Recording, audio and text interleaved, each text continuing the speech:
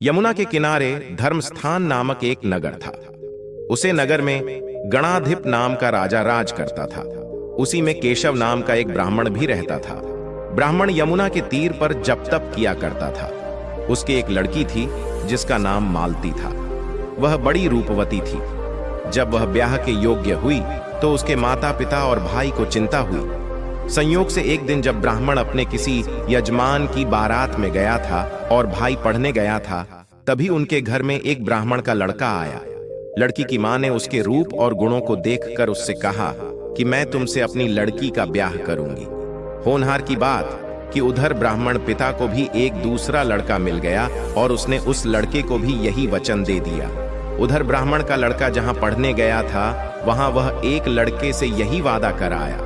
कुछ समय बाद बाप बेटे घर में इकट्ठे हुए तो देखते क्या है कि वहां एक तीसरा लड़का और मौजूद है। दो उनके साथ आए थे। अब क्या हो, ब्राह्मण, उसका लड़का और ब्राह्मणी बड़े सोच में पड़े।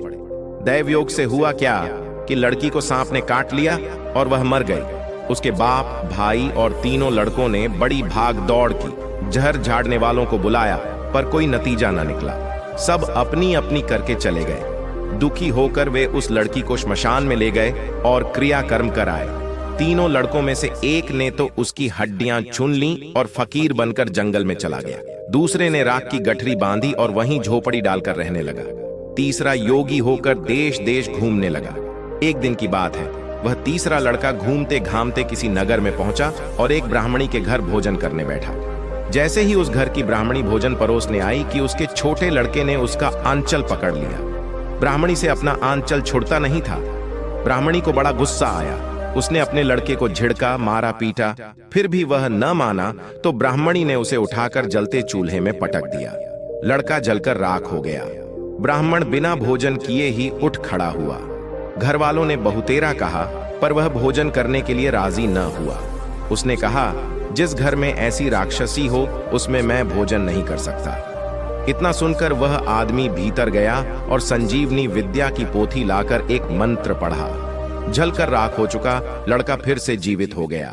यह देखकर ब्राह्मण सोचने लगा कि अगर यह पोथी मेरे हाथ पड़ जाए तो मैं भी उस लड़की को फिर से जिला सकता हूं। इसके बाद उसने भोजन किया और वहीं ठहर गया। जब रात को सब खा पी कर सो गए तो वह ब्राह्मण चुपचाप वह पोथी लेकर चल दिया। जिस स्थान पर उस लड़की को जलाया गया था वहां जाकर उसने देखा कि दूसरे लड़के वहां बैठे बातें कर रहे हैं। इस ब्राह्मण के यह कहने पर कि उसे संजीवनी विद्या की पोथी मिल गई है और वह मंत्र पढ़कर लड़की को जिला सकता है, उन दोनों ने हड्डियां और राख निकाली। ब्राह्मण ने जैसे ही मंत्र पढ़ा वह लड़की जी उठी। अब तीनों उसके पीछे आपस में झगड़ने लगे। इतना कहकर बेताल बोला, राजा बताओ कि वह लड़की किसकी स्त्री होनी चाहिए। राजा ने जवाब दिया, जो वहां कुटिया बनाकर रहा उसकी। बेताल ने पूछा, क्यों? राजा बोला, जिसने हड्डियां रखी वह तो उसके बेटे के बराबर हुआ। जिसने विद्या सीखकर जीवन दान दिया वह बाप के बराबर हुआ। जो राख लेकर रमा रहा वही उसकी हकदार है। राजा का यह जवाब सुनकर बेताल फिर पेड़ पर जा लटका। राजा को फिर लौटना पड़ा और जब वह उसे लेकर चला तो बेताल ने तीसरी कहानी सुनाई।